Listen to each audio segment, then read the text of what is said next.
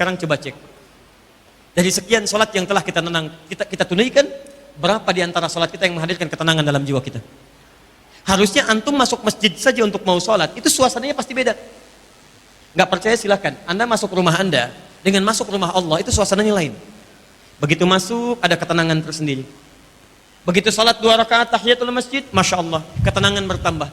Begitu keluar dari masjid, punya aura tersendiri, beda dengan aura di luar masjid. Sholat. Maka mohon izin, kalau selama ini sholat kita belum bisa membuat kita baik, belum ada cahaya dalam kehidupan kita, maka coba cek, barangkali kita belum benar menunaikan sholatnya. Salah satunya, orang sholat tidak paham apa yang dibaca dan dilakukan dalam sholatnya. Yang kedua, praktek sholatnya belum seperti apa yang diajarkan oleh Nabi SAW. Satu. Ya. Jadi kita evaluasi lagi ya, orang sholat pasti baik dari ujung kepala sampai ujung kakinya. Alumni masjid beda dengan alumni tempat yang lainnya. Keluar dari masjid pasti rapi, pasti baik, pasti tenang. Jadi kalau selama ini antum keluar dari masjid tidak mendapatkan cahaya keimanan, cahaya kebaikan, pasti ada yang salah dalam praktek sholatnya. Terlebih kalau nama masjidnya disebut dengan An-Nur, yang memberikan cahaya-cahaya kebaikan. Satu. Dua.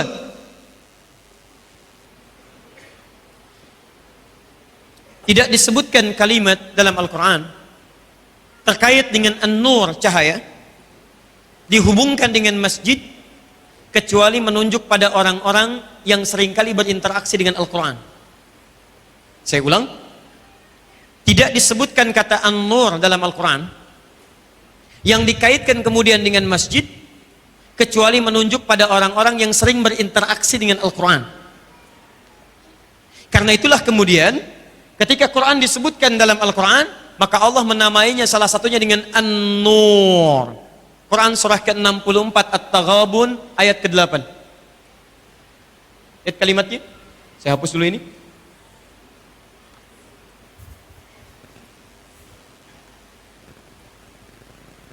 Lihat teman-teman, fokus ya. Tadi ingat kalimat masjid dibuka dengan kalimat iman.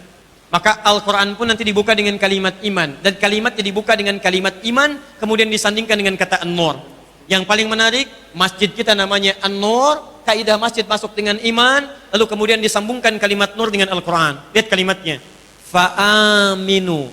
Maka berimanlah anda semua. Iman. Billahi kepada Allah. Wa rasulihi kepada Rasulnya. Disebutkan Allah. Disebutkan Rasul. Wan nuril ladzi anzalna. Wan nur, ketika Allah menyebutkan Al-Quran di ayat ini disebut dengan kalimat An-Nur. Wan nuril ladzi anzalna. Dan yakinlah anda dengan cahaya, yaitu Al-Quran yang kami turunkan kepada Muhammad sallallahu alaihi wasallam. Bapak dan Ibu sekalian, kalimatnya dibuka dengan kata iman, disandingkan dengan Allah dan Rasul, disebutkan kalimat An-Nur di dalamnya, yang dimaksudkan Al-Quran. Jadi ketika anda ingin mendapatkan cahaya dari masjid, masuk ke dalam masjid, ibadah di masjid, lalu kemudian ingin mendapatkan bimbingan dari cahaya Allah, apalagi masjid disebut dengan An-Nur, maka cara yang kedua untuk mendapatkannya, dekat-dekatlah anda untuk berinteraksi dengan Al-Quran. Ini poinnya. Fokus, mendekatlah anda kepada Al-Quran. Anda masuk ke Masjid Agung An-Nur, sholat sudah dikerjakan, doa sudah dikerjakan. Apa yang dilakukan selanjutnya supaya mendapatkan cahaya bimbingan dari Allah? Maka kata Quran, dekati Al-Quran. Sehingga disebut Al-Quran isinya dengan An-Nur. An-Nur, cahaya bagi kehidupan kita. Teman-teman sekalian, yuk lihat baik-baik ya. Saya berikan persamaan dulu. Saya boleh hapus ini? Saya hapus dulu ya.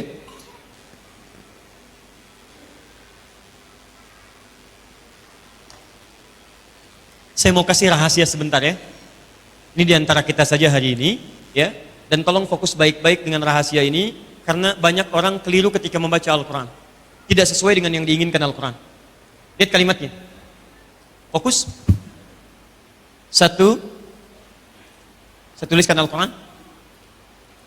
Kemudian di Quran surah ke-64 ayat ke-8 disebut dengan An-Nur. Cahaya. Jadi kalau orang baca Al-Quran, seharusnya ada pantulan-pantulan dari ayat Quran yang membimbing dia dalam kehidupan. Ada cahaya. Nah, kalau cahaya itu kemudian dipraktekkan, maka wujudnya oleh Al-Quran disebut dengan hudan namanya. Hudan. Lihat kalimatnya. Al-Quran disebut dengan An-Nur, Al-Quran disebut dengan hudan. Al-Quran disebut dengan An-Nur di Quran surah ke-64 ayat ke-8. Di Quran disebut dengan hudan, Quran surah kedua Al-Baqarah ayat 185. Lihat kalimatnya. Syahrul Ramadan alladzi unzila fihil Quran. Kenapa diturunkan Al-Quran? Hudan. Saya ulang, hudan linnas. Diturunkan Al-Quran bukan sekedar bacaan biasa, tapi ketika dibaca, Quran itu akan jadi hudan dalam kehidupan. Fokus. Dan hudan ini ketika diberikan oleh Allah, maka akan diturunkan cahaya Allah yang membimbing dia dalam kehidupannya. Hudan, sekali lagi, disebut di Quran surah At-Taghabun ayat ke-8 dengan An-Nur. Sekarang Anda masuk ke Masjid An-Nur, ingin mendapatkan cahaya Allah, ingin mendapatkan petunjuk Allah, maka tawaran pertama dari Al-Quran, dekat-dekatlah Anda untuk mempelajari Al-Quran. Ini. Sekarang saya berikan rahasianya. Bapak Ibu sekalian, ternyata ketika Quran diturunkan oleh Allah kepada Nabi Muhammad, disebut kemudian dengan kata hudan, ditegaskan fungsinya sebagai cahaya, ternyata rahasia terbesarnya adalah untuk memudahkan semua kehidupan yang kita jalani. Lebih daripada itu, ternyata ketika manusia pertama diturunkan ke muka bumi pun, itu oleh Allah diberikan hudan dalam kehidupannya. Ya. Quran surah kedua Al-Baqarah ayat 38, posisi paling kanan sebelah atas. Siapa manusia pertama yang diciptakan? Adam. Kemudian turun ke bumi. Lihat kalimatnya, saya percepat. Qulna ihbitu minha jami'an. Adam, Hawa, turun kalian semua sekarang jalani kehidupan di bumi. Lihat rahasianya. Fa imma yakum minni hudan. Nanti saat kamu menjalani kehidupan di muka bumi, kami akan berikan hudan. Petunjuk kehidupan yang membimbing Anda beraktivitas dalam hidup. Ada cahaya Allah. Sekarang apa fungsi hudan itu? Lihat turunannya.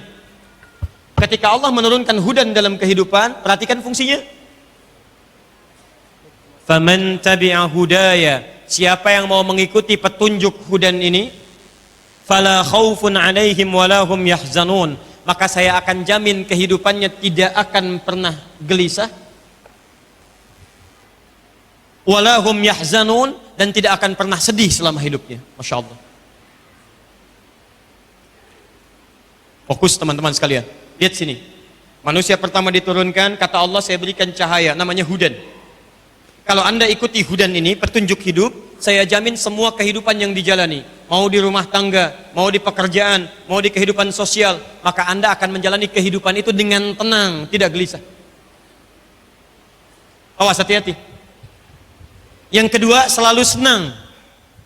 Jadi di rumah tangga senang, di kantor senang, di kehidupan senang, Masya Allah. Ternyata ketika manusia pertama diciptakan, kemudian dikirim ke bumi, Allah tidak mengirimkan tugas di bumi kecuali dijalani dengan tenang dan senang. Dalam bahasa singkat, seharusnya hidup kita di bumi ini kalau tidak tenang, itu senang. Jadi kalau ada orang yang hidupnya di bumi gelisah, di rumah tidak pernah tenang, di kantor tidak tenang, di kehidupan sosial tidak senang, maka yang salah bukan Allah, Anda yang tidak mengikuti hudannya. Adam turun ke bumi, jalani hidup. Hidup kamu mesti tenang, hidup kamu mesti senang. Bagaimana mendapatkannya? Kembali kepada hudan. Dan Allahu Akbar. Perhatikan, setiap kemudian hidup berganti, muncul generasi baru, maka hikmah Allah menjadikan setiap muncul generasi diturunkan hudan yang selanjutnya, sesuai dengan perkembangan umatnya.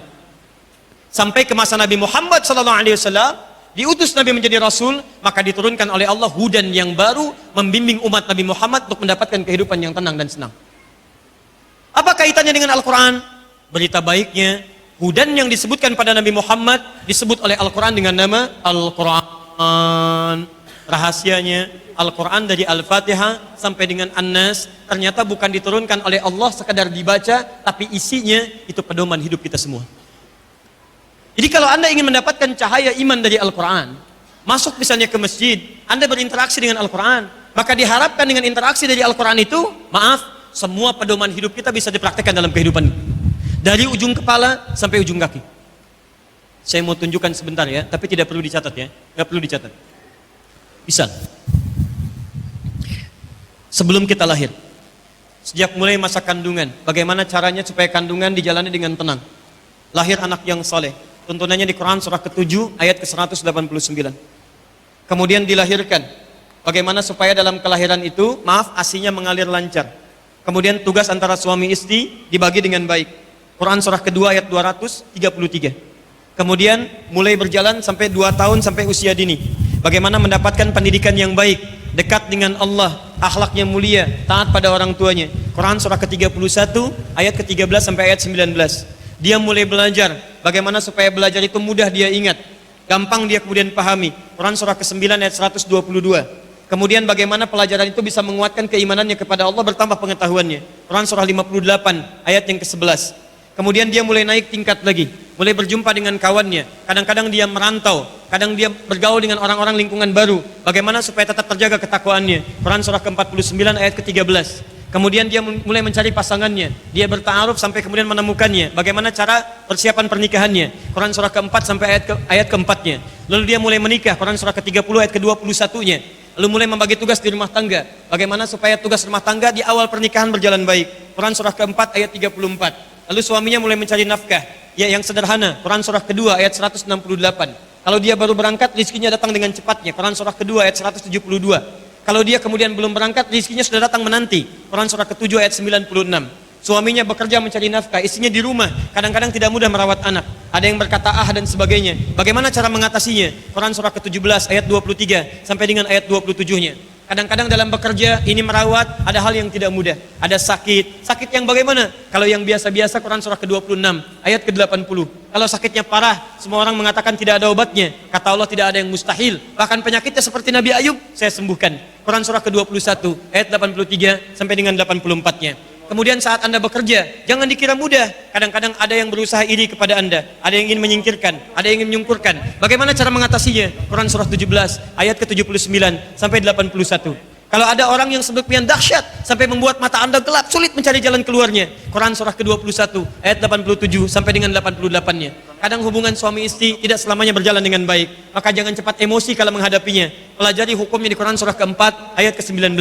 Bagaimana cara mengatasi persoalannya? Quran surah ke-4 ayat 34 sampai dengan 35-nya. Anda berjalan dengan lebih baik lagi. Masya Allah, hidup Anda bertambah, semakin sukses. Bagaimana mensyukurinya? Quran surah ke-14 ayat yang ke-7. Kalau ada musibah, bagaimana cara mengatasinya? Quran surah kedua ayat 155 sampai ayat 157-nya. Kenali masalahnya supaya mudah kita mengatasinya. Dari mulai yang ringan, yang menengah sampai yang berat. Quran surah kedua ayat 214. Solusinya di Quran surah ketiga ayat 142. Sampai Anda terus lagi semakin sepuh. Maaf, sampai kadang-kadang ada yang tidak sadar dengan aktivitasnya. Quran surah ke-22 ayat yang kelima. Bagaimana kemudian kita mengatasi kehidupan itu? Kalau Anda sudah 40 tahun lebih, mulai berbakti kepada kedua orang tua. Quran surah ke-46 ayat yang ke-15. Sampai kemudian Anda berharap terus sampai menghadap kepada Allah Subhanahu wa taala. Dipanggil oleh maut. Quran surah ketiga ayat 185. Bagaimana supaya meninggalnya enak? Quran surah 89 ayat 27 sampai dengan ayat 30-nya. Bagaimana suasana di alam kuburnya? Quran surah ketiga ayat 169 sampai 171. Bagaimana suasana kiamatnya? Sampai Anda bisa melihat Allah tanpa hisab, tanpa hijab bahkan. Quran surah ke-75 ayat 22 sampai 23. Sampai Anda masuk ke dalam surga. Mau surga yang mana? Kalau ingin bersama Nabi, Quran surah ke-4 ayat ke-69. Kalau ingin di taman surga, Quran surah 51 ayat 15 sampai dengan ayat 23-nya. Kalau ingin surga seluas langit dan bumi, Quran surah ketiga ayat 133 sampai 134-nya. Kalau ingin surga biasa, Quran surah kedua ayat ke-25-nya. Ada semuanya. Mana yang tidak ada? Sampai yang kurang baiknya pun disampaikan. Kalau Anda menyebutkan banyak amal salah, meninggalnya agak susah sambil dipukulin malaikat. Quran surah ke-8 ayat ke-50-nya. Alam kuburnya agak rumit, ditampakkan neraka dari pagi sampai petang. Quran surah ke-40 ayat 46 sampai 47-nya. Dihisabnya juga luar biasa. Ada yang masuk neraka tanpa hisab. Quran surah 18 ayat 100 sampai 101. Bagaimana nerakanya? Maaf, jangan dibayangkan. Yang paling rendah, maaf, dimasukkan ke dalam neraka sampai gosong seluruhnya. Quran surah ke-4 ayat ke-56. Kalau orang munafik dengan orang kafir, neraka jahanam. Quran surah ke-4 ayat 140. Ada semuanya. Apa yang tidak ada? Jadi ketika Anda diharapkan baca Al-Quran, itu yang diharapkan dibaca bukan sekedar dibaca, tapi nilai-nilai Al-Quran membimbing Anda dalam kehidupan. Jadi bagaimana caranya ketika Anda keluar dari masjid, mau melangkah, ayat Quran hadir. Ini melangkah yang seperti ini yang baik. Ketika Anda kerjakan itu, fokus. Lihat sini, datang ke masjid. Masjidnya An-Nur. Di antara makna An-Nur itu Al-Quran. Di antara inti Al-Quran menjadi hudan. Begitu keluar dari Masjid An-Nur, orang yang baca Quran di Masjid An-Nur beda dengan baca Quran di masjid biasa. Begitu keluar, langkahnya keluar, ayat Qurannya membimbing dia. Begini cara berjalan yang baik. Begitu menatap, ayat Qurannya membimbing dia. Begini cara menatap yang baik. Begitu bicara, ayat Qurannya muncul. Begini cara bicara yang baik. Maka itu yang dimaksudkan hudan dalam Al-Quran. Pertanyaannya, di antara sekian kita yang baca Quran, berapa ayat Quran jadi hudan dalam kehidupannya? Jangan-jangan selama ini hanya kita baca khatam lagi, khatam lagi, khatam lagi. Puluhan kali khatam, tapi sekian ayat Quran tidak membimbing kita dalam kehidupan. Ini yang kita pertanyakan. Ya. Karena itu Bapak Ibu sekalian, jamaah Masjid An-Nur itu berbeda dengan jamaah masjid yang lainnya. Begitu masuk ke dalam masjid, Anda lihat Al-Quran, maka perhatikan ayat apa yang Anda baca, apa yang Anda dibimbing oleh ayat tersebut untuk dibawa dalam kehidupan Anda. Itu poinnya. Paham sampai sini? Yang terakhir. Ini yang terakhir, nanti saya berhenti dulu. Kalau ada pertanyaan bisa kita bahas. Kalau tidak, nanti kita akan kaitkan dengan momentum Dzulhijjah dan kita akhiri di situ. Wa ataz zakah wa lam yakhsha illallah. Saya langsung ke ujungnya saja. Orang yang aktif di masjid itu, selain imannya menguat, dekat dengan Allah Subhanahu wa taala, maka semua ibadah yang ia kerjakan akan membimbing ia dengan imannya, dengan cahaya Allah untuk mengarah pada yang baik-baik. Apa di antara aktivitasnya? Satu, tadi dia tunaikan salat dengan baik. Yang kedua, dia berinteraksi dengan Al-Quran. Yang ketiga, ini yang mau saya tutup. Walam yakhsha illallah. Dan semua aktivitas yang ia kerjakan di masjid menurunkan cahaya pada dirinya sehingga membuat dia lebih takut kepada Allah Subhanahu wa taala. Masya Allah. Jadi kalau mau bicara takut kalau bicaranya tidak disukai oleh Allah. Kalau dia mau bekerja takut pekerjaannya tidak diridhai oleh Allah Subhanahu wa taala. Kalau dia mau berumah tangga takut kalau rumah tangganya tidak membuat dia dekat dengan Allah Subhanahu wa taala. Di semua yang ia kerjakan dalam konteks kedekatannya dengan Allah Subhanahu wa taala, takut kalau semua pekerjaannya tidak disukai oleh Allah Subhanahu wa taala. Nah, Bapak dan Ibu sekalian, ada satu amalan yang saat dikerjakan di dalam masjid, amalan itu bisa membuat kita lebih dekat dan takut kepada Allah Subhanahu wa taala. Apa amalan ini dimaksudkan? Quran surah ke-35 Fatir ayat ke-28 sampai ayat 29-nya. Di situ kita berakhir. Saya tutup dulu.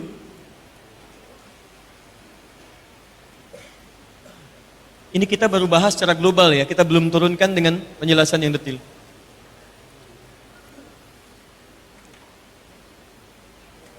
Pelan-pelan. Fokus sini. Ya. Mohon izin ya, maaf saya langsung kepada inti bahasan jadi tidak terlampau melebar ke sana kemari supaya karena waktu kita terbatas supaya fokus betul pada bahasan kita. Perhatikan sini. Amalan yang ketiga, khasyah.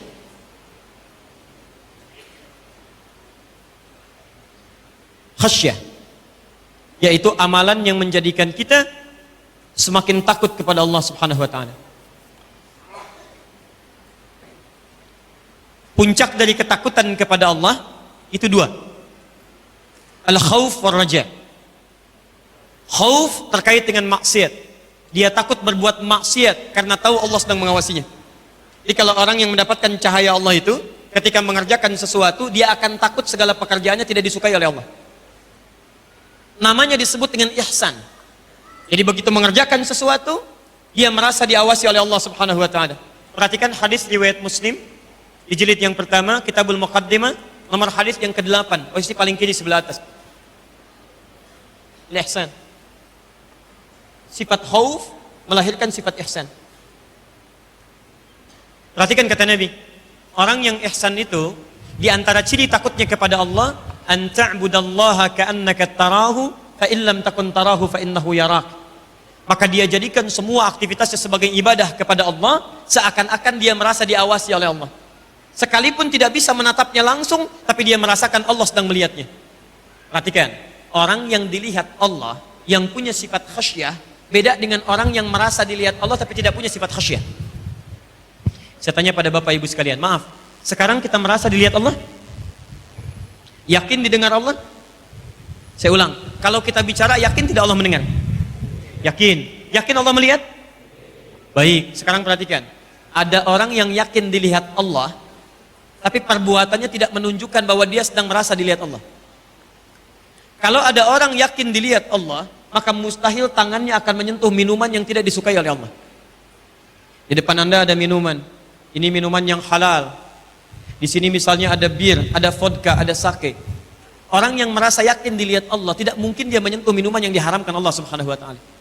Yang paling aneh, ada orang yang merasa dilihat Allah tapi bisa menyentuh minuman yang tidak Allah sukai. Ada orang yang merasa didengar Allah tapi mengucapkan kalimat-kalimat yang tidak Allah ridhai. Ada yang gibah, ada yang dusta, ada yang menipu dengan lisannya. Mustahil lisan orang yang punya sifat khasyah kepada Allah, maka dia akan bicara dengan kalimat-kalimat yang Allah sukai. Di kalimatnya ditata, takut kalau Allah tidak suka dengan fatwanya. Takut kalau Allah tidak suka dengan kalimatnya. Jadi begitu ingin mengeluarkan kalimat, dia lihat dulu kira-kira Allah senang tidak dengan kosakata ini, dengan kalimat-kalimat yang akan disampaikan. Sekarang pertanyaannya, lihat, kalau kita ingin beramal mendapatkan sifat takut ini, sehingga muncul sifat ihsan dalam kehidupan, bagaimana caranya? Lihat rumus Qur'annya. Innama yakhshallaha min ibadihil ulama. Sungguh yang punya sifat khasyah di antara hamba-hamba Allah itu hanyalah para ulama. Ulama. Fokus ini. Sungguh yang punya sifat khasyah itu di antara hamba-hamba Allah itu hanya para ulama. Jadi kalau antum ingin belajar bagaimana caranya supaya antum bisa mendapatkan sifat khasyah, kalau berjalan merasa diawasi Allah, kalau bekerja merasa dilihat Allah, kalau masak merasa diperhatikan Allah, menjadi ibu merasa dilihat Allah, menjadi anak merasa dilihat Allah, maka antum mesti belajar kepada para ulama. Ini poinnya. Nah, kalau anda sekarang ingin cari ulama, bagaimana cara mencarinya? Maka diturunkanlah kemudian rumus-rumus dalam Al-Quran. Dan apa kaitan masjid? Perhatikan, tugas masjidlah kemudian menghadirkan para ulama untuk mengajari masyarakatnya supaya mendapatkan sifat khasyah kepada Allah Subhanahu wa taala. Sekarang saya turunkan, nanti dari turunan Al-Quran ini anda bisa praktekkan dalam kehidupan. Kemanapun anda ingin mencari masjid, apalagi Masjid An-Nur, maka carilah orang-orang yang membuat anda takut kepada Allah Subhanahu wa taala. Bukan yang pandai. Kalau yang pintar banyak, Pak. Ya, saya di Libya itu hampir sebulan sekali kadang menerima tamu. Dan kadang di antara tamu yang datang itu ada tokoh-tokoh agama lain. Ibu bisa bayangkan, Bu, ada non-muslim, tokoh agama lain, hafal Quran, Pak. Hafal Quran. Di ketika kami akan diskusi, saya bilang dalam Al-Quran, oh iya, Syekh, kami tahu ayatnya Quran sekian ya, di ayat sekian. Dia bacakan ayatnya. Anda bisa bayangkan non-muslim hafal Quran. Anda yang muslim belum mau menghafal juga. Sampai kapan? Ada anak usia 4 tahun, namanya Mu'ad, dari Asyut, dari Mesir. Matanya buta, mau menghafal Quran, menempuh jarak 20 kilo, bolak-balik sampai hafal Quran. Anak 4 tahun, mata buta, mau menghafal Quran, sampai hafal Quran. Antum 40 tahun, 50 tahun, mata sehat, fisik kuat, untuk baca Quran aja belum punya waktu. Antum butuh berapa tahun lagi? Nah, sekarang kembalikan sini. Ini yang paling menarik. Quran surat ke-58 ayat yang ke-11. Saya berhenti di sini. Fokus. Quran surah ke-9 ayat 122. Lihat sini. Kalau Anda ingin beribadah di masjid, salah satu peluang yang Anda bisa lakukan di masjid bukan hanya salat, bukan hanya berinteraksi dengan Al-Quran, tapi Anda bisa berpeluang mendapatkan sifat khasyah di masjid dengan mencari ulama-ulama yang mengajarkan Anda. Karena itulah kemudian Nabi SAW saat pertama kali hijrah ke Madinah, begitu sampai di Madinah, yang beliau pertama lakukan adalah membangun masjid, dan sebagian dari sudut masjid itu dijadikan oleh beliau sebagai tempat ta'limnya Nabi SAW. Siapa ulama terbaik di masa Nabi SAW? Tidak ada yang lain kecuali Nabi SAW. Ya. Lihat ini petanya, ini masjid Nabi. Ini Raudhah. Sekarang karpet biru, karpet hijau. Yang ini yang ada lampu-lampunya, karpet merah. Saya bermohon pada Allah, mudah-mudahan yang belum umrah atau haji, insya Allah disegerakan ya, disegerakan insya Allah. Sekarang perhatikan, nanti kalau ke sana Bapak dan Ibu bisa belajar supaya lebih meningkatkan iman. Jangan cuma jalan-jalan, sayang. Cari tempat-tempat yang bisa meningkatkan keimanan kita kepada Allah. Nah, ini Masjid Nabawi, ini Raudhah. Ini pintu Babus Salam dari sini, ini pintu Baqi. Ini pekuburan Baqi, sekarang ini, maaf, ini makamnya Rasulullah SAW, Abu Bakar, kemudian Umar. Nah, dulu waktu pertama kali dibangun, Masjid Nabi, ini kamar Nabi, ini masjid areanya, yang di sebelah sini disebut dengan Ahlus Suffah, area Suffah. Area khusus bagi para penuntut ilmu yang diajari langsung oleh Nabi SAW. Di sini ada sahabat Abu Hurairah, ada Salman Al-Farisi, ada Sulaik Al-Ghatafani, dan sahabat-sahabat yang lainnya. Setelah masjidnya meluas, kemudian diperluas, dipindahkan Ahlus Suffah ke wilayah ini. Kalau sekarang Anda masuk ke Masjid Nabi, ya sebelum yang karpet merah, itu ada wilayah masjid yang atapnya terbuka ke langit, tidak ada atapnya.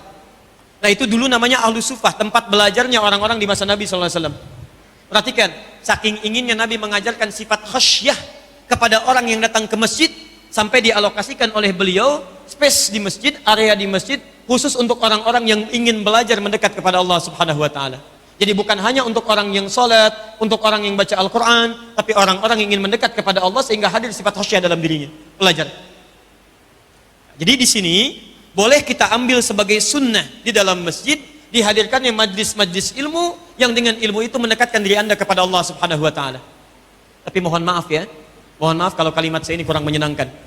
Kata Al-Quran, kemudian berita dari Nabi, jika Anda ingin mencari majlis ilmu pun, orang-orang yang ingin mengajarkan Anda tentang sifat mendekat kepada Allah, maka jangan dicari orang sembarangan, yang dicari adalah ulama. Ini. Apa ciri ulama? Mohon izin, ternyata disebutkan oleh Al-Quran bukan orang yang pintar, tapi orang yang punya sifat ketakutan kepada Allah Subhanahu wa taala, khasyah. Kalau yang pintar banyak, ada yang hafal Quran, ada yang dengan hafal hadis, hafal dengan nomornya. Tapi apakah semua apa yang disampaikan membuat Anda dekat dengan Allah? Belum tentu. Saya pun mohon maaf ya, kalau pengajaran saya yang disampaikan kepada Anda tidak membuat Anda lebih dekat dengan Allah Subhanahu wa taala, maka mohon tinggalkan saya. Mohon tinggalkan saya. Yes. Cari ustadz lain yang membuat kita lebih dekat dengan Allah Subhanahu wa taala. Perhatikan kaidahnya. Quran surah 58 ayat yang ke-11. Masih ingat tadi? Ayat masjid dibuka dengan kalimat apa? Iman. Sekarang ayat taklim dibuka dengan kalimat iman. Lihat kalimatnya. Ya ayyuhalladzina amanu. Hei orang-orang yang telah menyatakan dirinya beriman kepada Allah.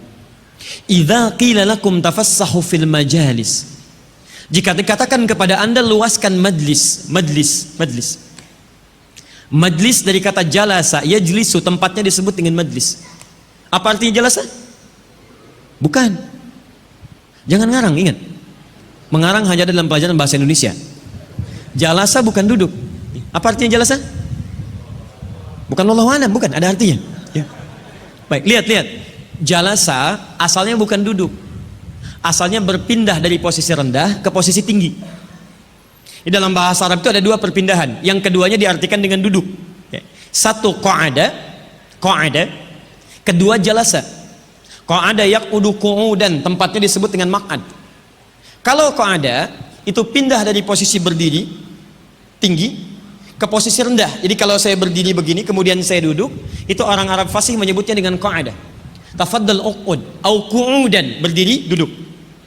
Tapi kalau saya katakan Anda tolong pindah dari bawah pindah ke atas, maka orang Arab akan mengatakan tafaddal ijlis julusan. Quran surah keempat An-Nisa ayat 103. فَإِذَا قَضَيْتُمُ الصَّلَاةَ فَاذْكُرُوا اللَّهَ قِيَامًا وَقُعُودًا. Kalau Anda selesai menunaikan salat ingin berzikir, silahkan. Kalau mau zikir sambil berdiri, boleh. Tidak bisa berdiri, duduk. Ketika menyebutkan dari berdiri ke duduk, Quran tidak menyebutkan julusan, tapi qu'udan, pindah dari tinggi ke rendah. Tapi Masya Allah, ketika menyebutkan kalimat menuntut ilmu, kalimatnya dirubah, bukan kata qa'ada menjadi maq'ad, tapi kata jalasa menjadi majlis. Kenapa disebut majlis? Ingin memberikan isyarat kalau Anda belajar ke tempat-tempat menuntut ilmu, cari tempat yang bisa mengangkat Anda dari posisi rendah ke posisi tinggi. Majlis. Apa yang diangkat?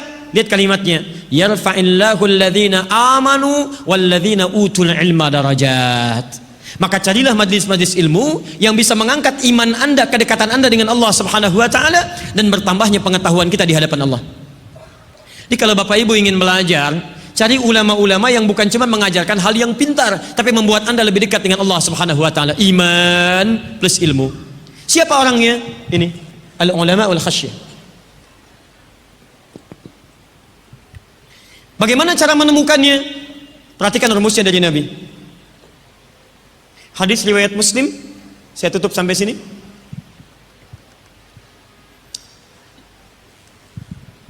Jilid yang pertama, halaman 119, maaf, nomor hadis yang ke-15, paling kiri sebelah atas di kitabnya. Saya bacakan babnya. Lihat kalimatnya. Babul isnadi minad din. Babul isnad minad din. Bab belajar agama itu berdasarkan isnad. Isnad itu terambil dari kata sanad. Sanad itu silsilah keilmuan yang sampai kepada Nabi sallallahu alaihi wasallam. Jadi kalau si fulan belajar diurutkan sampai ke Nabi. Itu silsilahnya disebut dengan sanad. Pembelajarannya disebut dengan isnad. Kata Imam Muslim, belajar agama pada orang yang punya sanad sampai dengan ke Nabi, pembelajarannya dipastikan benar cara belajarnya, maka orang ini itu menjadi penting untuk kita kaji karena menentukan benarnya dalam beragama kita. Jadi kalau cara belajar Anda salah, maka praktek ibadahnya pun akan keliru. Babul isnadi minad din, bab belajar dengan urutan sanad, itu sama pentingnya dengan mempelajari agama kita. Jadi kalau Anda belajar agamanya benar, maka ibadahnya pun akan benar. Kalau Anda belajar ibadahnya salah, maka ibadahnya pun akan keliru. Karena itu urutan pertama, kata para ulama, jika Anda ingin mencari ulama-ulama yang baik, yang dekat dengan Allah, maka pertama pastikan sanad keilmuannya benar. Dikuatkan oleh keterangan Nabi di hadis riwayat Ibnu Majah nomor hadis 233. Lihat di ujung hadisnya. Innal ulama warathatul anbiya wa innal anbiya la yurithu dinaran wala dirhaman walakinnahum yurithul ilma. Sungguh para ulama itu pewaris para nabi, dan para nabi tidak mewariskan dinar ataupun dirham, tapi para nabi mewariskan pengetahuan. Kata Nabi, para nabi mewariskan pengetahuan. Nah, pengetahuan ini ketika diwariskan sampai pada seseorang yang mengajarkan, urutan pengetahuan sampai ke Nabi itu yang disebut dengan sanad. Ditolong Anda pastikan, jika ada orang-orang yang mengajarkan Anda, cirinya bagaimana dia bersanad, maka pembelajarannya tidak akan menyimpang dari ketentuan Nabi sallallahu alaihi wasallam. Contoh, Nabi tidak pernah mengajarkan semua agama sama. Tiba-tiba ada yang mengatakan kepada Anda semua agama sama. Gelarnya kemudian ulama, maka tinggalkan yang demikian, karena orang ini bukan pewaris para nabi. Paham? Baik, Nabi pernah mengajarkan kepada Anda misal salat seperti ini, zakat seperti ini, haji seperti ini. Tiba-tiba ada yang mengatakan kepada Anda salatnya berbeda dengan salatnya Nabi, zakatnya berbeda dengan zakatnya Nabi, hajinya berbeda dengan kalimat Nabi, maka tinggalkan orang itu karena dia bukan bagian dari orang-orang yang mewarisi ilmu Nabi. Terakhir, Quran surah 9 ayat 122. Dan kita akhiri di sini, kita ambil jeda dulu untuk diskusi insyaallah. Lihat, dibuka dengan kalimat iman. Wa ma kana al-mu'minuna liyanfiru kaffah. Dan tidak semestinya orang-orang beriman sibuk berjuang semua. Falaula nafara min kulli firqatin minhum ta'ifah. Hendaknya ada di antara sekian orang yang sibuk berjuang itu, ada orang-orang yang mau belajar tentang tuntunan agamanya. Fokus, saya akhiri. Ketika Quran menyebutkan tentang belajar agama, cara mencari ulama, kalimatnya menggunakan kata fiqh. Lihat tafaqahu fid din. Dan tidak disebutkan kalimat fikih dalam bahasa Arab kecuali sesuatu yang bermakna yang dipahami atau dimengerti. Jadi ketika Quran menyebutkan kita belajar, ternyata kalimatnya tidak menggunakan kata ilmu. Silahkan cek, kalimatnya semua menggunakan kata fikih. Pencariannya disebut dengan talabul ilmi, tapi pelajarannya disebut dengan fikih. Fikih artinya paham, mengerti. Di kata Al-Quran, kalau Anda ingin mencari orang-orang baik yang mengajarkan Anda tentang agama, maka cari orang-orang yang bisa memahamkan Anda tentang urusan dalam agama Anda. Kalau belajar sholat, sampai paham cara sholat. Kalau belajar haji, sampai mengerti tentang haji. Jadi jangan sampai Anda belajar tentang sholat, tapi Anda tidak mengerti apa yang dilakukan dalam sholat. Jelas sampai sini? Baik, karena itu teman-teman sekalian, saya mau simpulkan, saya tidak menginginkan ada orang masuk ke dalam masjid, khususnya di An-Nur ini, sudah dinamakan dengan An-Nur, tapi keluar dari An-Nur tidak mendapatkan cahaya-cahaya kebaikan dalam hidupnya. Maka orang yang keluar dari An-Nur, apalagi dalam masjidnya, satu, ada cahaya kebaikan yang membimbing seluruh perilakunya. Yang kedua, ada cahaya Al-Quran dalam kehidupannya. Dan yang ketiga, pelajaran-pelajaran yang ia pelajari di masjid ini membuat ia semakin takut kepada Allah sehingga benar dalam seluruh tindakan kehidupannya. Paham sampai sini? Maka kalau itu sudah didapatkan, fa'asa ulaika ayyakunu minal muhtadin. Janji Allah menyampaikan orang-orang itu akan dibimbing oleh Allah kehidupannya sehingga nyaman dalam menjalani hidupnya. Ya, sekarang tinggal kita praktekkan semuanya itu, nanti kita lihat perbedaannya. Setelah Anda praktekkan, insya Allah akan ada kemudahan-kemudahan yang Allah berikan dalam kehidupan kita. Maka tunaikan sholat dengan baik, dekati petunjuk Al-Quran, dan terakhir cari guru-guru yang baik yang bisa mendekatkan Anda dengan Allah dan memahamkan kita dalam agama kita.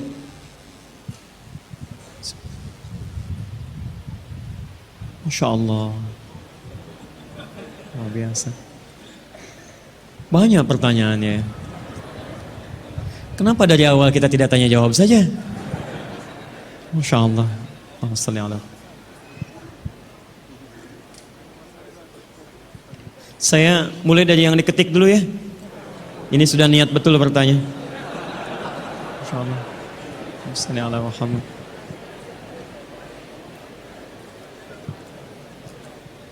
Bismillah. Bismillahirrahmanirrahim. Assalamualaikum warahmatullahi wabarakatuh. Assalamualaikum.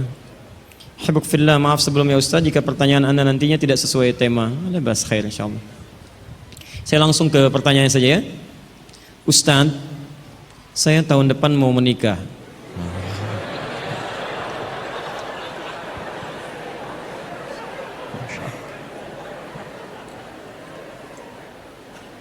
Selalu ada begini.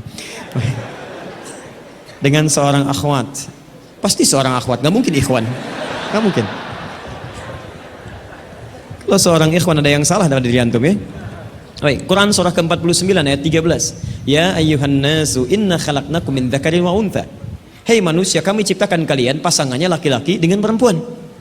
Ya, laki-laki disebut dengan ikhwan, perempuan disebut dengan akhwat. Jadi kalau antum ikhwat pasti pasangannya akhwat ya. Allah menciptakan Adam dengan Hawa, bukan Adam dengan Adam, ya, ini beda. Baik. Orang tua sudah setuju, alhamdulillah. Qadar Allah beberapa hari lalu ia memberi kabar bahwa ia sudah menerima lamaran ikhwan lain. Masya Allah. Baik, nasib. Padahal anak sudah sabar menunggu dia selama 4 tahun. Masya Allah. Baik, luar biasa. Kita sudah capek-capek hampir 2 jam mendapatkan cahaya, antum jadi meredup lagi. Masya Allah. Saya sabar menunggu dia selama 4 tahun tanpa komunikasi. Ini masalahnya. Beri saya nasihat Ustadz agar saya bisa melupakan dia, agar anak bisa fokus kembali. Allahu Akbar. Agar saya bisa fokus kembali menghafal Al-Quran dan hadis. Ini ujiannya. Jadi pertanyaan saya, antum pengen menghafal Quran dan hadis atau pengen menikah? Baik. Quran surah ke-57 Al-Hadid ayat ke-22. Quran surah ke-2 Al-Baqarah ayat 286. Quran surah ke-3 Ali Imran alhamdulillah ayat 142, posisi paling kiri sebelah atas.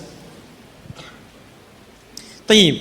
Saya mulai dari Quran surah Al-Hadid surah 57 ayat 22. Ma asaba min musibatin. Tidak pernah ditetapkan satu kejadian. Awas hati-hati. Di bumi fil ardi wala fi anfusikum, atau menimpa dirimu, illa fi kitabin min qabli an nabraha, kecuali semua itu telah tertuliskan di dalam kitab sebelum semuanya nampak dalam kehidupan.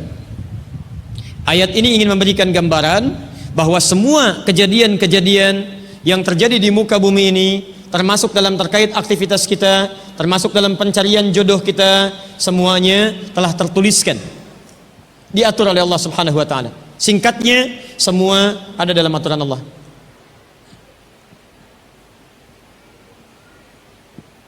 Fokus. Lihat, Allah telah mengatur si fulan hidup sekian sekian sekian. meninggal sekian sekian sekian, rizkinya sekian, jodohnya akan mendapatkan sekian sekian sekian. Sebagian tidak bisa diikhtiarkan seperti ajal nggak ada ikhtiarnya. Anda tidak bisa ikhtiar untuk bisa menunda atau mempercepat ajal, langsung nggak bisa diintervensi. Sebagian ada yang harus diikhtiarkan, hukumnya sudah ada, cuman kita tidak tahu bagaimana dengan takdir yang telah Allah tetapkan. Maka untuk mendapatinya, maka ikhtiar kita untuk meraihnya. Maka ada sesuatu yang ditempuhnya dengan cara ikhtiar. Tayyib. Di antaranya ini jodoh. Masya Allah. Allah telah tetapkan jodoh kita, diatur oleh Allah. Ini yang terbaik untuk kehidupan kamu. Tapi Allah merahasiakan kepada kita siapa jodoh yang dimaksudkan. Maka kita berikhtiar, yang dengan ikhtiar itu ada pahala didapatkan. Saya ulang, ada pahala didapatkan, ada kenikmatan dalam mencarinya. Bayangkan kalau kemudian nikah aja tiba-tiba tanpa ada pencarian. Antum gak akan pernah merasakan bagaimana nikmatnya ta'aruf, bagaimana nikmatnya mengenal, bagaimana mencari, bagaimana pahala bersabar, bagaimana nikmatnya berdoa, bagaimana istikharah dalam menentukan jodoh kita. Itu semua menghasilkan pahala dalam kehidupan kita. Maka yang pertama, lihat ketentuan Allah yang pertama, apapun ikhtiar yang telah Anda tempuh, maka semua ikhtiar ini tetap tidak akan keluar dari aturan Allah Subhanahu wa taala. Jadi kalau antum tadi sudah menunggu selama 4 tahun tanpa komunikasi, Masya Allah, sudah siap melamar, tiba-tiba Masya Allah dibalap oleh orang lain, kalah. Fokus. Maka bagaimana cara memahaminya? Perhatikan, ikhtiar yang Allah tetapkan dalam aturan yang dibuat tadi boleh jadi tidak harus selalu menyampaikan kita pada tujuan yang kita inginkan. Karena aturan Allah itu ketika ditetapkan akan bersanding dengan maslahat bagi kehidupan kita yang menjalaninya. Ingat ini ya, ingat. Aturan Allah ketika menetapkan, fulan rezeki kamu sekian, fulan fisik kamu begini, fulan jodoh kamu si fulanah. Ketika Anda menempuhnya dengan ikhtiar, tidak harus kemudian Anda meraihnya sesuai dengan keinginan Anda. Contoh, maaf, Anda ingin misalnya sekolahnya ke ITB, Anda ikhtiar juara satu. Begitu tes di ITB tidak lulus, lulusnya ke IAIN. Misal harap-harap ke ITB, masuknya ke IAIN. Harap-harap ke ITB, masuknya ke Unpad.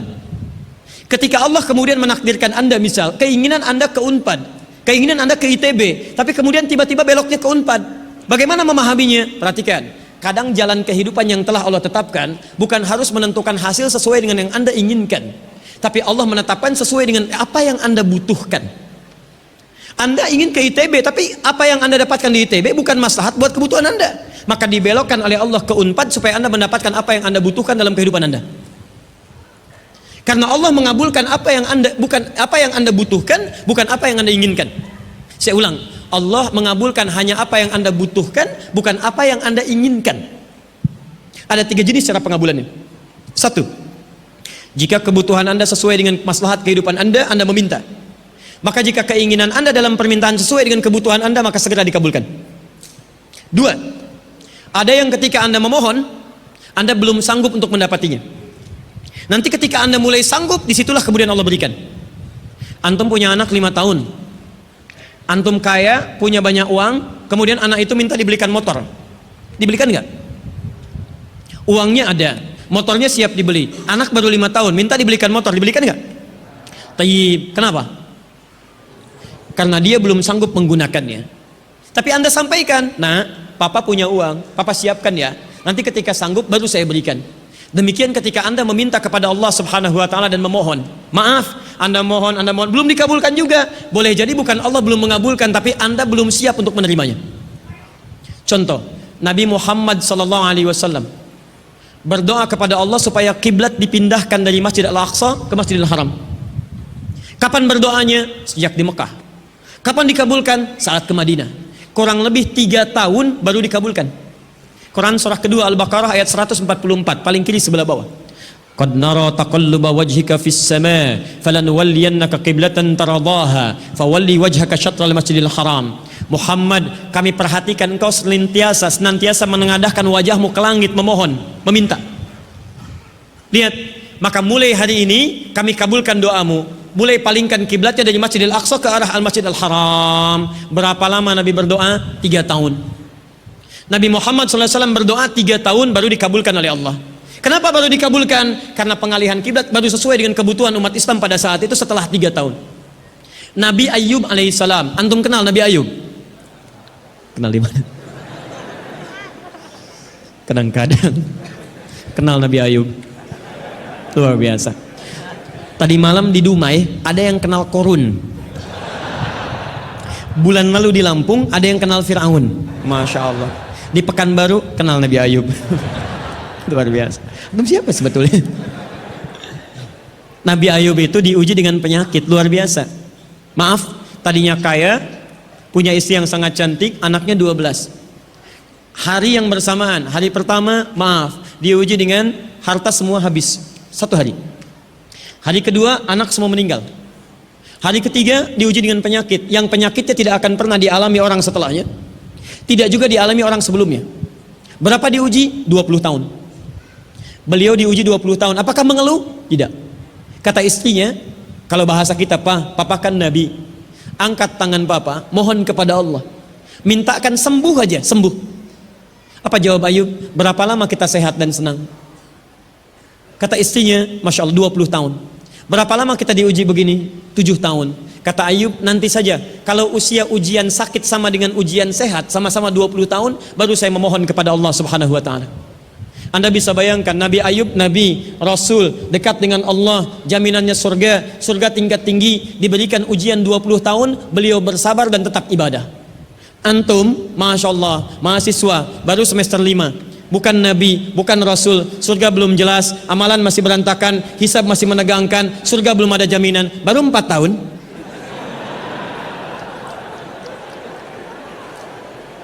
Itu yang terbaik buat antum. Yang terbaik. Jadi bukan berarti ketika Anda tidak mendapatkan dia, dunia hilang untuk Anda. Tidak. Banyak boleh jadi itu hanya titian ajaran dari Allah supaya Anda merasakan bagaimana nikmatnya ta'aruf, supaya Anda belajar bagaimana mencari yang lebih baik lagi.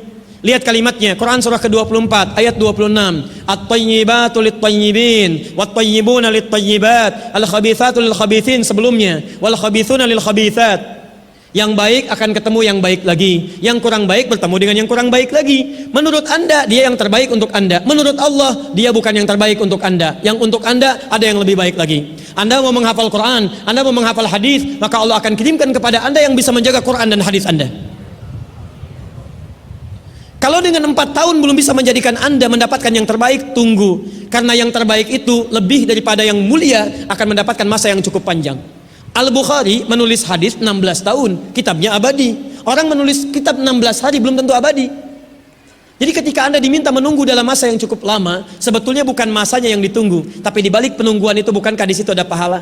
Tadi Anda katakan Anda rajin berdoa, bukankah di doa itu ada pahalanya? Anda rajin tahajud, Anda bersabar, Anda bermohon, Anda istighfar. Jadi yang diinginkan oleh Allah dalam penantian 4 tahun itu bukan Anda menikah dengan calon Anda sekarang, tapi Anda mendapatkan pahala yang berlimpah, dan dengan pahala itu Anda siapkan Quran Anda, hadis Anda untuk membimbing pasangan Anda berikutnya. Paham sampai sini? Baik, alhamdulillah. Jadi nggak usah kecewa ya, nggak usah kecewa. Baik, yang kedua, lihat kaidahnya supaya kita bisa sabar, ya, supaya bisa sabar. 2 Quran surah kedua ayat 286. La yukallifullahu nafsan illa, tidak mungkin Allah menguji seorang hamba kecuali dia sanggup untuk mengatasinya. Tidak mungkin Allah menguji seorang hamba kecuali dia sanggup untuk mengatasinya. Tolong baca kalimat ini dengan baik ya.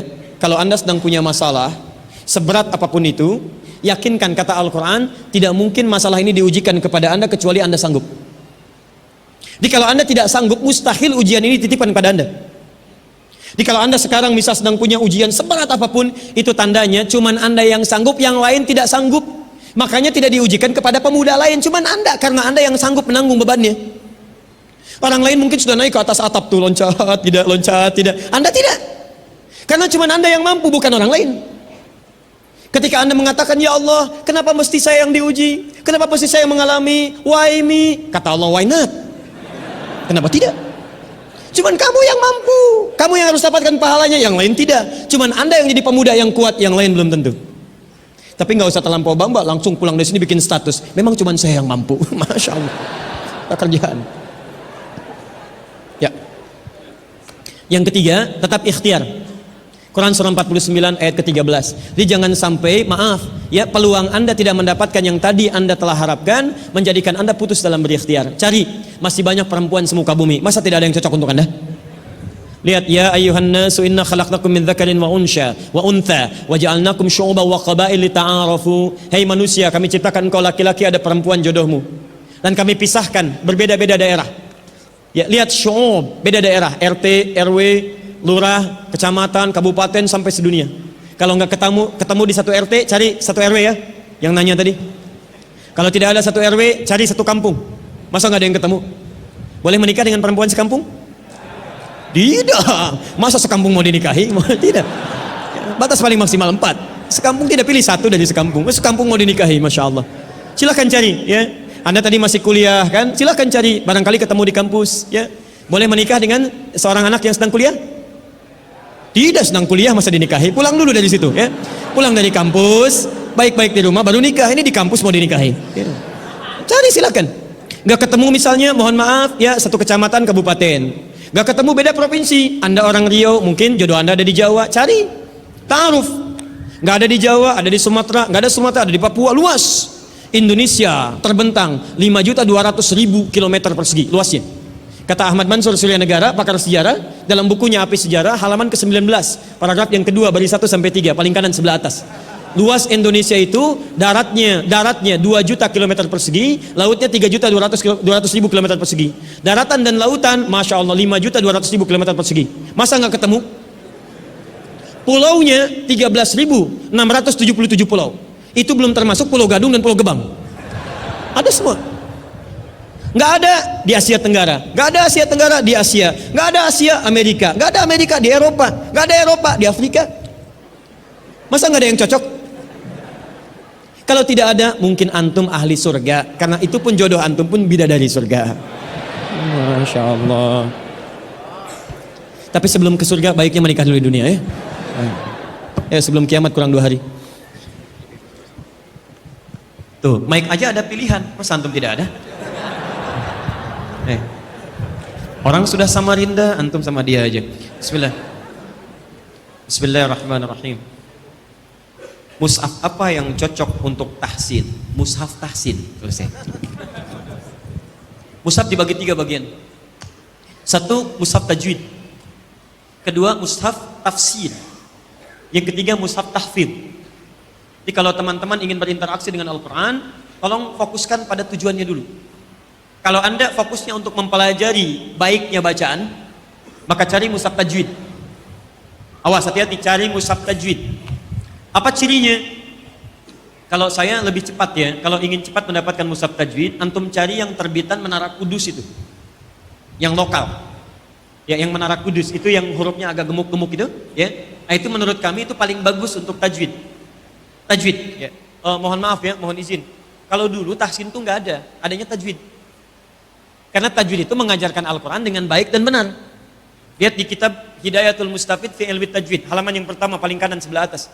At-tajwidu lughatan al-ityanu bil jayyidi wastilahan ilmun yurafu bihi haqqahu mustahaqqahu minas sifati wal mududi wa ghairi dzalika kat tarqiqi wa tafhimi wa nahwihima ma ghayatu ilmi tajwid ghayatuhu bulughun nihayati fi itqani lafzil qur'ani alamatul qiyam lil hadrati nabawiyyati as-sahihati wa qila ghayatu sanul lisani lil khata'i fi kitabillahi ta'ala.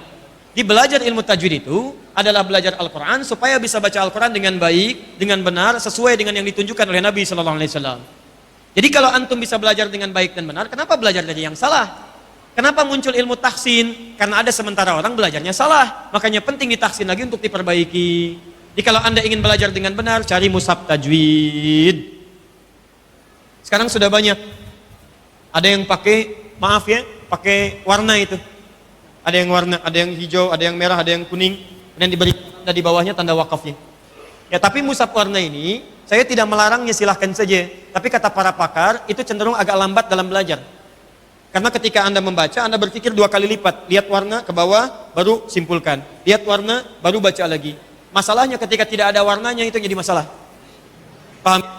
Nah, yang lebih cepat, anda gunakan mushaf tajwid. Di antaranya ada yang terbitan Menara Kudus. Apa keunggulannya?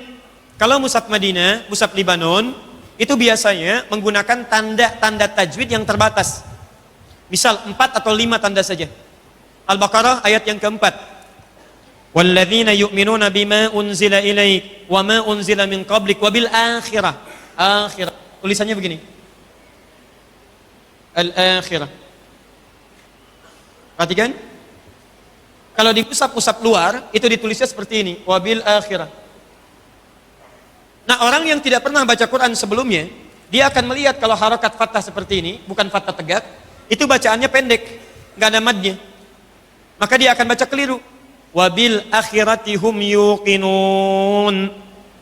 Karena itu di sebagian tanda ada yang diberikan tanda begini lagi. Ya? Nah, orang-orang di Arab kenapa tidak menggunakan tanda seperti ini, langsung seperti ini? Karena mereka terbiasa mendengar Al-Quran. Karena terbiasa mendengarkan, maka tanda-tanda tajwidnya dicukupkan pada tanda-tanda yang umum saja. Nah, Mushaf Menara Kudus itu memberikan tanda sampai spesifiknya. Jadi kalau ada yang seperti ini, langsung tandanya menggunakan bentuk seperti ini. Sehingga dibacanya ketahuan 2 harakat. Kalau ada misalnya huruf H begini, diberikan tanda waw di sininya. Supaya diketahui bahwa panjangnya bisa dibaca panjang 2 harakat. Paham sampai sini? Baik. Yang kedua ada mushaf tafsir. Ya, mushaf tafsir. Kadang-kadang dipecah. Ada yang potongan-potongan, ada yang misalnya yang terjemahan, ada yang sampingnya ada asbabun nuzul, asbabul huruf dan sebagainya. Itu mushaf tafsir. Jadi kalau Anda ingin memahami makna Al-Quran, cari mushaf tafsir. Yang ketiga, mushaf tahfidz untuk menghafal. Saya ulang, mushaf tahfidz untuk menghafal Al-Quran.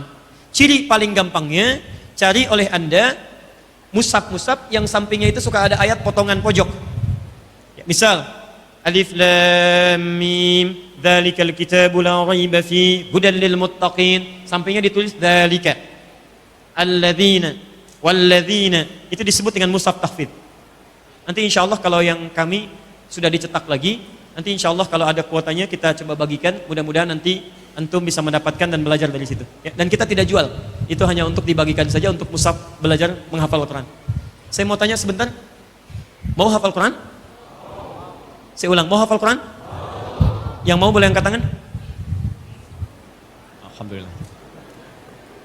Saya kasih contoh cepat ya. Masih ada waktu? Bismillah. Ini saya buat simulasi. Ya. Nanti kalau ada waktu yang lain, nanti kita bikin daurah untuk hafalan Quran saja. Ini bukan metode yang ditemukan oleh seseorang, bukan. Ini metode dari Quran langsung. Bagaimana Quran dihafalkan. Quran memberi petunjuk bagaimana supaya dia dihafalkan. Biasanya nanti semua penghafal Quran itu akan mengalami semua metode ini. Dan begitu dia hafal Quran, biasanya menemukan metode masing-masing sesuai dengan pengalamannya. Ya, ada metode menghafal Quran semudah tersenyum. Ya, udah senyum-senyum nggak hafal-hafal, ya kan? Baik, bukan masalah metodenya. Yang salah adalah pengalaman Anda tidak sama dengan metode yang dimaksudkan. Ya, saya beri contoh misalnya. Ada yang disebut dengan at-taisir. At-taisir itu metode menghafal. Saya langsung percepat ke rumus cepatnya saja ya. Nanti teori-teorinya barangkali lain kesempatan. Lihat sini. Anda membagi kepada 6 hari, mulai dari Sabtu, Ahad, Senin, Selasa, Rabu, ya, Kamis, Jumat khusus untuk pengajian. Perhatikan, fokus ya, pelan-pelan. Misal Anda hafalkan hari Sabtu, jangan banyak-banyak, 2 ayat aja dulu. Mulai dari awal. Ingat, jangan banyak-banyak, jangan tertipu oleh setan. Setan minta yang banyak-banyak, sudah banyak, lupa nanti. Mengulangnya tidak mau lagi. 2 saja dulu. Nanti Anda ulangi dalam salat-salat sunnah. Syuruk, baca, rakaat pertama 1 ayat, kedua 1 ayat. Salat duha, baca lagi. Rawatib 12 rakaat, baca lagi. Puncaknya saat tahajud, Anda baca kembali. Rakaat pertama baca ayat pertama, kedua ayat yang kedua. Hari Ahad misalnya, tambah kemudian 1 ayat bisa. 2 tambah 1 berapa? 3. Baik. Dari 3 ini misal, baca rakaat pertama 2 ayat, rakaat kedua 1 ayat. Jadi berapa? 3 ayat. Baik. Selanjutnya, Selasa misal, Anda tambahkan lagi, 2 ayat lagi. Berapa? 5. Rakaat pertama 3 ayat, kedua 2 ayat. Rabu misalnya, tambah 2 ayat lagi. Berapa? 7. Misal, 7. Rakaat pertama 4, kedua 3. Tapi untuk Kamis, misal, oh ini Selasa, Rabu istirahat dulu. Jangan dulu baca. Anda ulangi aja, ulangi sampai itqan. Itqan itu kalau saya sampaikan, semudah Anda membaca Al-Fatihah. Kalau dibolak-balik bisa hafal. Setelah Malik Iyyaka na'budu. Setelah bismillahirrahmanirrahim, sebelum alhamdulillahirabbil alamin, bismillah. Nah, seperti itu hafalannya. Kamis nanti hafalkan satu ayat lagi, ya. Maaf, misal 4 tambah 3 7, ini tidak menghafal dulu. Kamis misalnya, misal tambah 3 ayat supaya genap 10. Misal saja.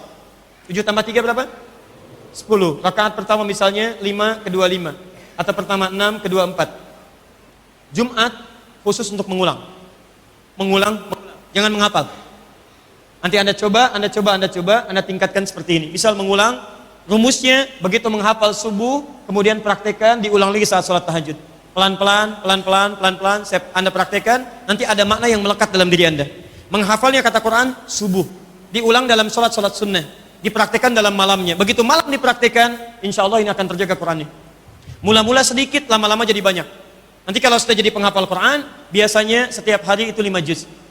Mulai Sabtu 5 juz, Ahad 10 juz. Setiap selesai sholat, subuh 1 juz, duhur 1 juz, asar 1 juz, isya 5 juz.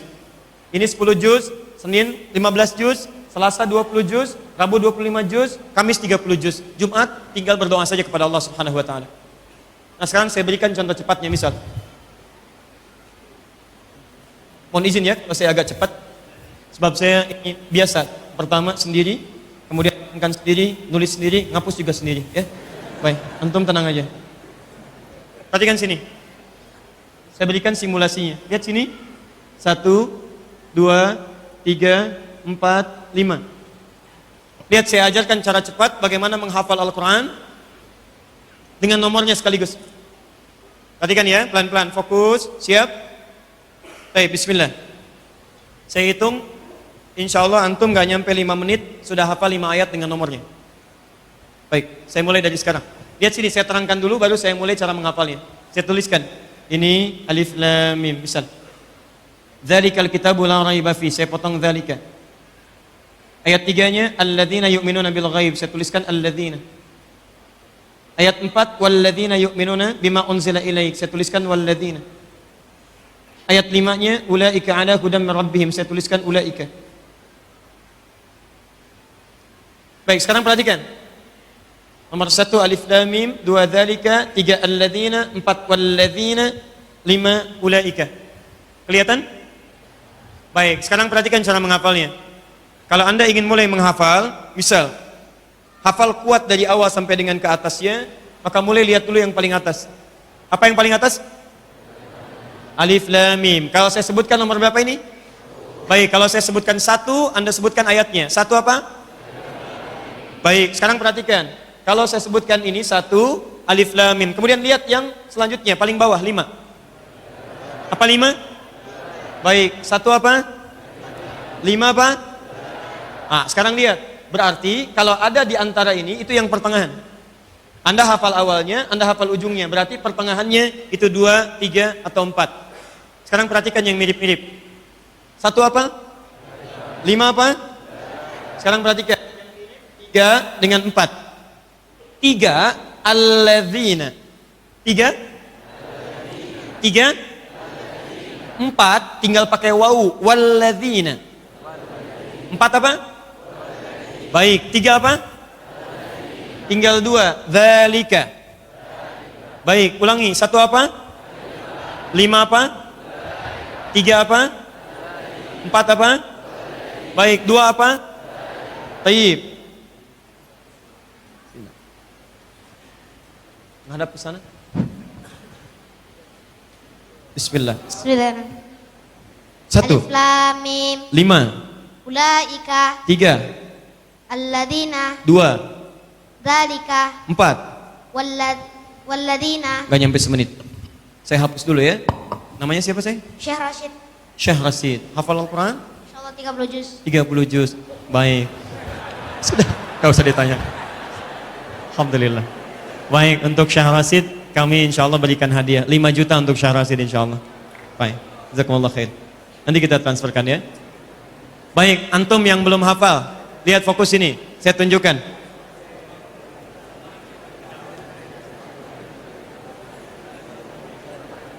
Saya ulang, lihat sini. 1 apa? 5 apa? 2 apa? 3 apa? 4 apa? Perhatikan, ketika semua huruf-huruf itu ada dalam benak kita, maka ketika Anda melihat huruf pun yang muncul itu Al-Quran. Perhatikan, ini apa? Bukan, ini kosong, nggak ada apa-apanya. Dua. Jadi begitu Anda terbayang huruf, yang terbayang Quran. Di begitu disampaikan, ingatnya Quran. Masya Allah, Ustadz tinggal di mana? Di Bekasi. Nomor berapa? Nomor 6. Innal ladzina kafaru. Masya Allah. Ustadz, anaknya berapa? Dzalikal kitabul la raiba fihi. Istri berapa? Alif lam mim.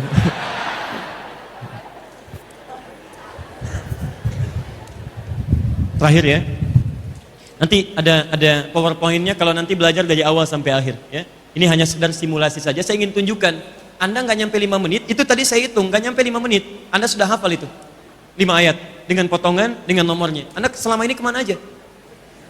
Kemana aja selama ini ya? Waalaikumsalam warahmatullahi wabarakatuh. Ustaz, saya mau lanjut S2 di Timur Tengah jurusan hadis. Bagaimana cara daftar kuliah S2 di sana dan universitas mana yang bagus dalam jurusan hadis? Silahkan antum coba keluarkan, ada peluang yang sangat banyak sekali. Ya. Hadis itu banyak yang bisa kita dapatkan. Misal di Madinah juga ada jurusan Jamiah Islamiyah untuk hadis.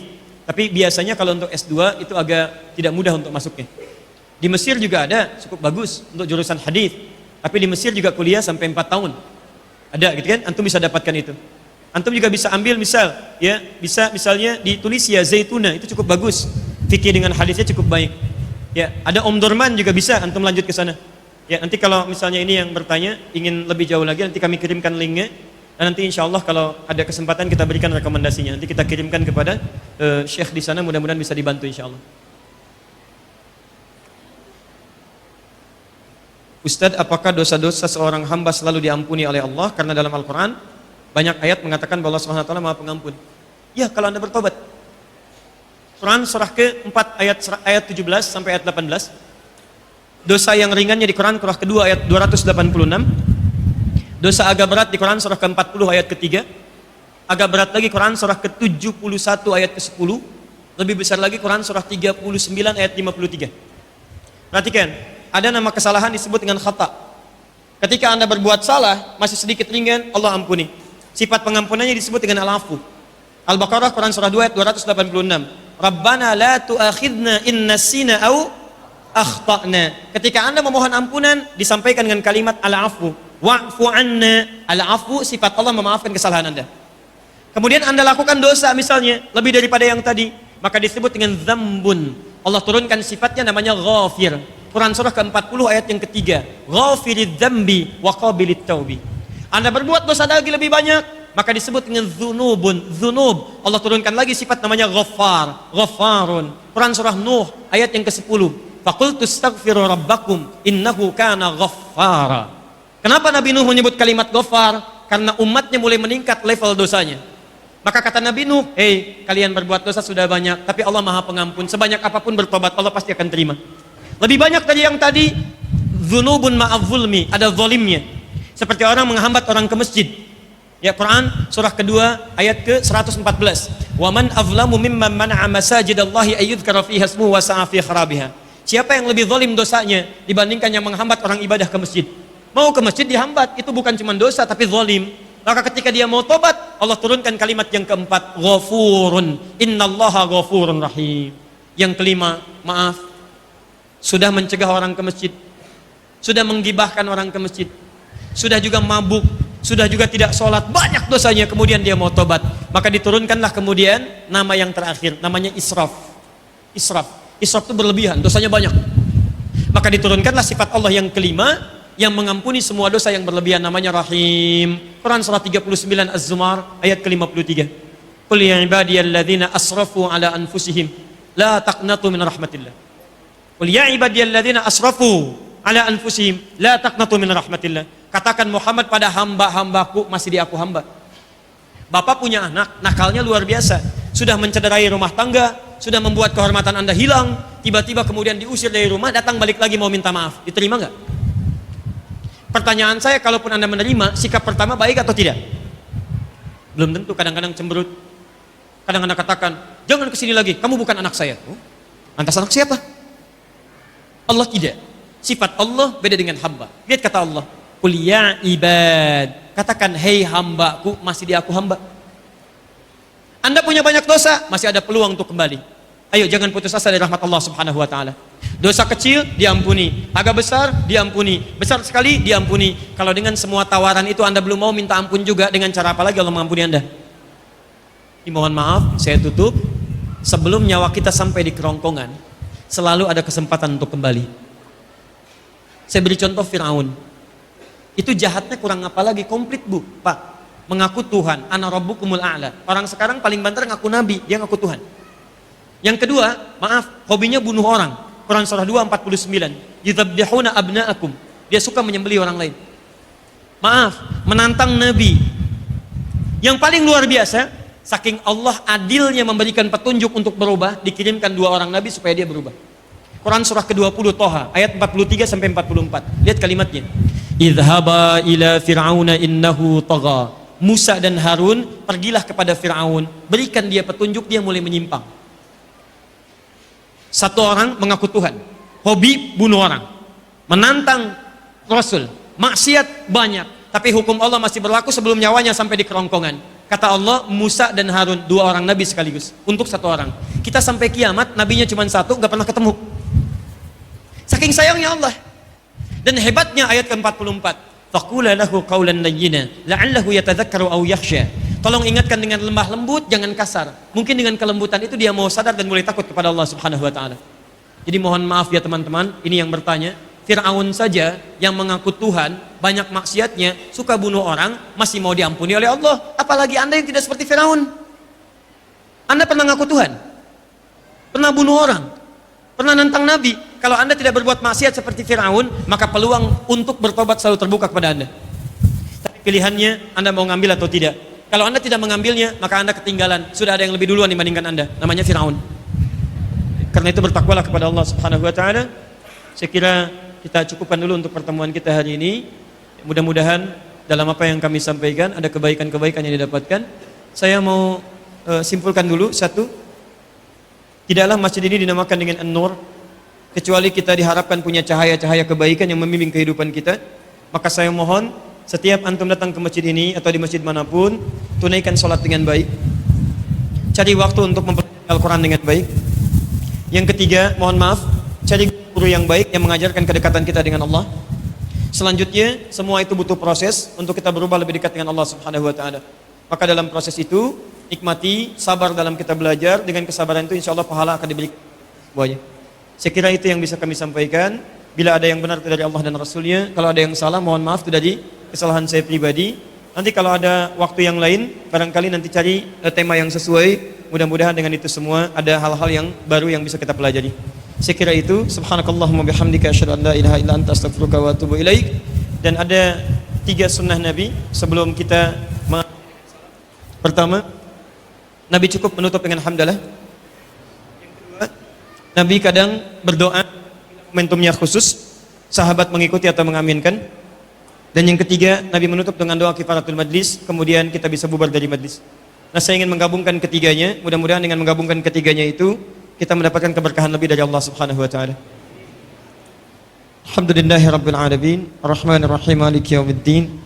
Iyyaka na'budu wa iyyaka nasta'in, ihdinas siratal mustaqim, siratal ladzina an'amta 'alaihim ghairil maghdubi 'alaihim waladdallin.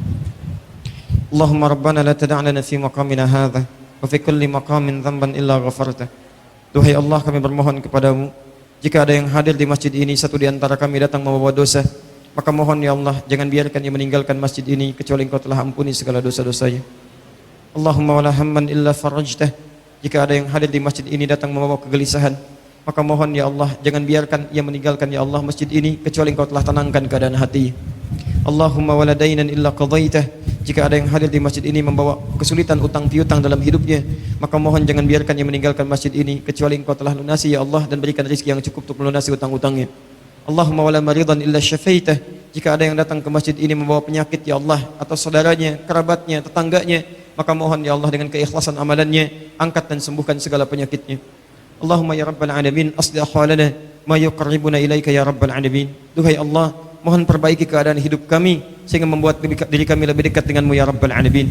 ij'alna minal muttaqin, ij'alna minas salihin. Jadikan kami termasuk orang-orang takwa yang Kau pandang soleh dalam kehidupan kami. Wa alhiqna bis salihin wan nabiyyin ma'al ladzina an'amta 'alaihim minan nabiyyin wasyuhada'i was salihin wa hasuna ulaika rafiqa.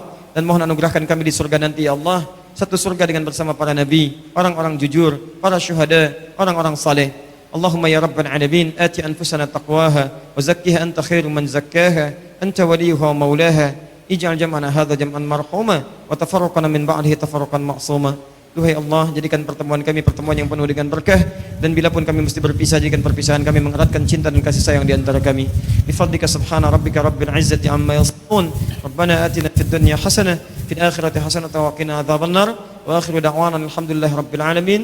Allahu minkum. Assalamualaikum warahmatullahi wabarakatuh.